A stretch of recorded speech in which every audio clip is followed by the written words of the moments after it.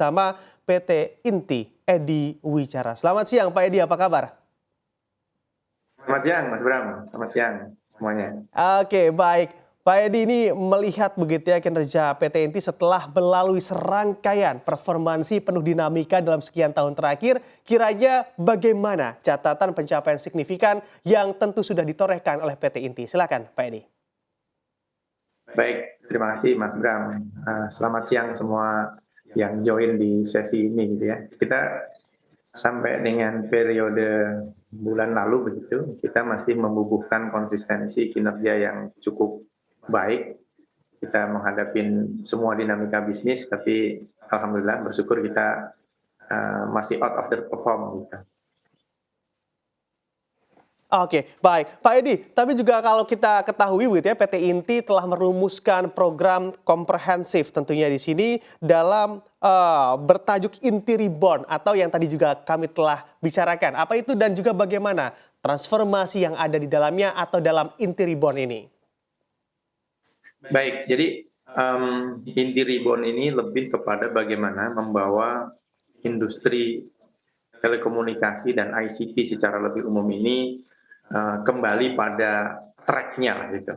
Karena PT Inti seperti sebagian teman-teman mungkin pemirsa mengetahui, perusahaan yang pernah besar ini juga pernah cukup lama mengalami kesulitan. Nah, kami yang baru bergabung ditugaskan oleh negara sekitar 1 tahun yang lalu, kita menata dari 3 poin besar. Satu, bagaimana portofolio dan produknya itu kita atur ulang, kita tata ulang, sehingga kita punya hanya 3 portofolio, which is itu adalah sistem integrator, terus kita akan menjadi manufacturer di bidang ICT dan teknologi gitu, dan yang ketiga tentunya digital, kita nggak kalah, kita menyiapkan produk-produk dan solusi yang ke arah digital. Nah yang kedua, selain kita produk dan portofolionya kita tata ulang, kita atur, yang kedua, kita memperkuat struktur kapital dan juga finansial kita. Karena ujungnya bisnis harus terukur nih angka-angkanya bagaimana. Dan tadi terima kasih di poin awal tadi, Mas Bram menanyakan bagaimana kinerja kita. Tahun lalu kita yang sudah membubuhkan kinerja kira-kira achievement-nya terbaik dibanding periode 10 tahun sebelumnya. Nah, sampai pertengahan tahun ini, PT Inti itu dengan support seluruh pihak termasuk karyawan di dalamnya, kita bersyukur achievement-nya sampai dengan bulan Juli juga masih sangat bagus gitu ya, bahkan kalau kita lihat kontraktualnya itu achievement-nya sampai 160-an% lebih. Nah, sales-nya juga begitu 130-an% lebih gitu. Nah, ini semua pasti atas dukungan semua pihak dan juga payung tadi, Inti Reborn tadi. Sehingga pertama tadi selain produk dan portofolio, financial dan juga kapitalnya kita restruct gitu, dan yang terakhir bagaimana kita menata resource nih, human capital, organisasi transformation dan seterusnya. Nah, khusus yang bagian ketiga ini, kita dari awal menerapkan virtual organization. Karena bagaimana memperkuat yang internal ini yang harus berpartner dengan para pihak itu kira-kira global partner yang memang punya experience dan tingkat kedalaman lebih bagus gitu. Kami lebih melihat bagaimana pasar yang ada di Indonesia ini bisa kita touch dengan solusi-solusi yang akan menjadi brand-nya Inti. Tadi makanya disebut ada genuine product dan seterusnya. Oke, baik. Sangat signifikan sekali tentunya ya secara kinerja di PT Inti ini Pak Edi. Pak Edi, kami juga mengamati begitu di mana pemerintah RI dan PT Inti juga nampaknya semakin serius menggenjot bisnis digital. Kira juga bagaimana kerjasama yang dilakukan untuk mendorong hal ini? Nah, betul Mas Bram dan pemirsa, saya kira begini. Pemerintah kita gitu kan udah begitu giatnya mendorong, mengarahkan semua resource yang ada di negara kita ini untuk mengimplementasikan dan menikmatin benefit dari digital itu sendiri gitu. Nah, tentunya kita nggak kalah dengan apa yang sudah ada dicanangkan pemerintah tadi. Kita membantu pemerintah, mensupport pemerintah dengan kompetensi dan portofolio kita. Apa yang tadi saya sebutin, bagaimana sistem integrator, semua hal yang di IT ini nggak bisa berdiri sendiri. Nah, keuntungan inti adalah kita ini sebagai industri. Yang namanya industri, pasti kita berkolaborasi dengan ekosistem yang ada.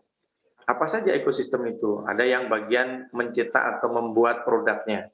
yaitu di manufacture-nya. Sebagian kita punya itu, anak perusahaan kita juga kita arahkan, kita perkuat mengarah ke sana. Yang kedua, ada juga operatornya. Di Indonesia yang license operator itu ada services sama network operator. Di network operator ada beberapa yang bisa kolaborasi dan selama ini juga join dengan kita. Terus ada juga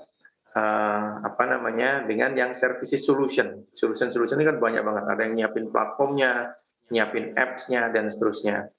Nah, kebetulan juga nih saya share juga di kesempatan yang baik, pemerintah kan segera dalam waktu yang mungkin tidak terlalu lama yang dapat kami mendapatkan informasinya mengeluarkan Perpres gitu terkait dengan bagaimana implementasi atau percepatan implementasi dan mengefektifkan kembali terhadap SPBE. Nah, sehingga salah satu produk kita yang juga cukup mewarnain yaitu kita sebut sebagai e-office begitu ya. Jadi inti office ini sebenarnya adalah inti desk gitu. Jadi kita bekerja dalam satu tools yang semuanya by priority, by policy, by business process, dan juga monitoringnya dapat dilakukan dalam satu sistem kita. Produk-produk inti mengarah kepada bagaimana pemerintah berjalan, bagaimana private dan juga bisnis ini mengarah, sehingga kita nggak bikin produk yang kira-kira nggak ada yang beli. Jadi harus bikin produknya dimulai dari willingness to pay sama ketersediaan anggaran. Karena kalau tanpa itu nanti dalam short term-nya kita yang sedang recovery ini harus didukung dengan short term tadi. Tapi in parallel kita juga menyiapkan nih value kita untuk bicara long term. Sehingga contohnya begini nih. Saat ini kami sedang intens untuk menyiapkan satu international event yang temanya adalah smart city.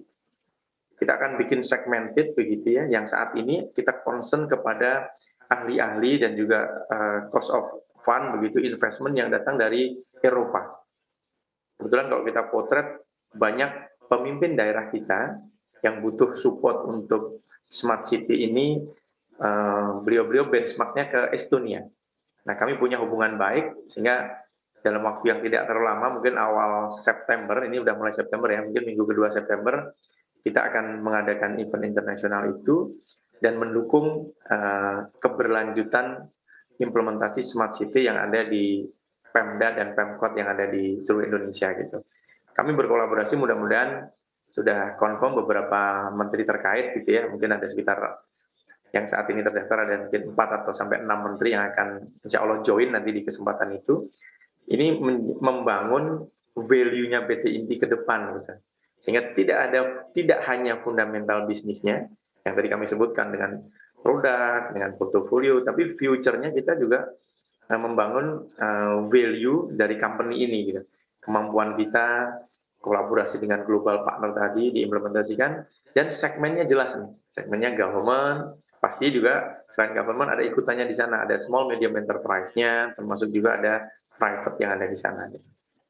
Oke, baik. Pak Edi, tentunya dalam bisnis ini juga ada tantangan di sana. Sebetulnya, andai kita bicara tantangan, khususnya point of view dari PT Inti di bisnis digital, tantangannya lebih ke arah mana dalam yang mana andai kita mengamati menggenjot bisnis dari PT Inti?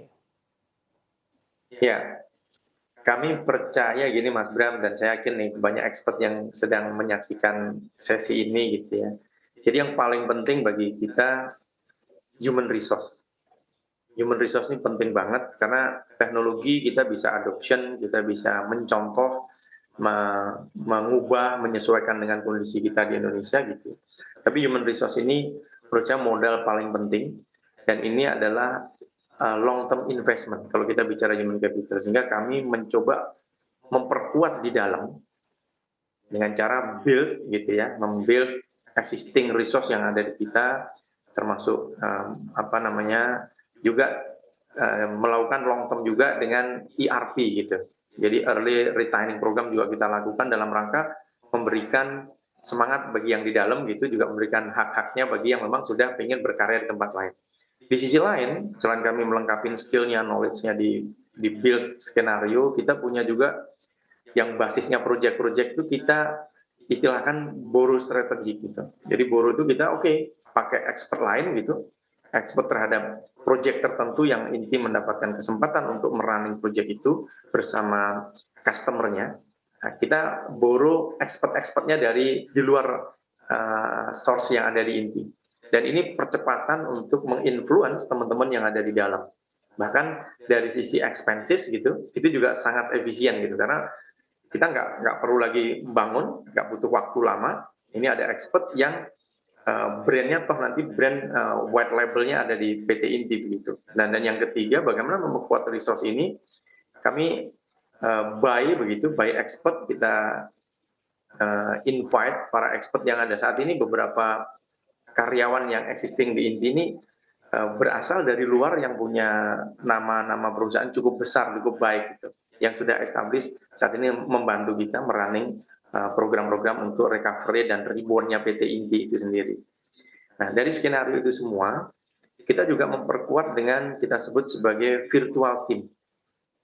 Nah, proyek yang sedang banyak yang ditangani Inti untuk agar segera reborn ini kan butuh juga tadi barang yang sudah jadi, butuh juga partner yang sudah matang, experience, tapi in the same time kita membangun, mendevelop source kita yang existing. Nah, paralel strategi itu kita lakukan sehingga kita berharap pada gilirannya nanti market terbuka, produknya established, kita sebagai manufacturer company ini juga punya mesin-mesin yang akan beroperasi yang didukung oleh expert yang pada gilirannya ini akan membawa tenaga kerja yang asli Indonesia ini bisa bekerja dengan baik. Karena sektor digital, mungkin sedikit lagi nih, Mas. Sektor digital itu, Mas, saat ini direct di Indonesia ini udah direct bisa menyerap sekitar mungkin 600-an ribu employees begitu ya. Dan mungkin yang indirectnya lebih dari 1,6 jutaan. Nah, bagaimana kita bisa memaintain itu, menjaga sustain, menjaga continuity. Nah, kami mengambil peran dari tadi, karena peran inti ada 3 portofolio tadi di manufacturer yang akan kita perkuat. Saat ini dominan masih sistem integrator dan juga nanti digital. Gitu, Mas Ram.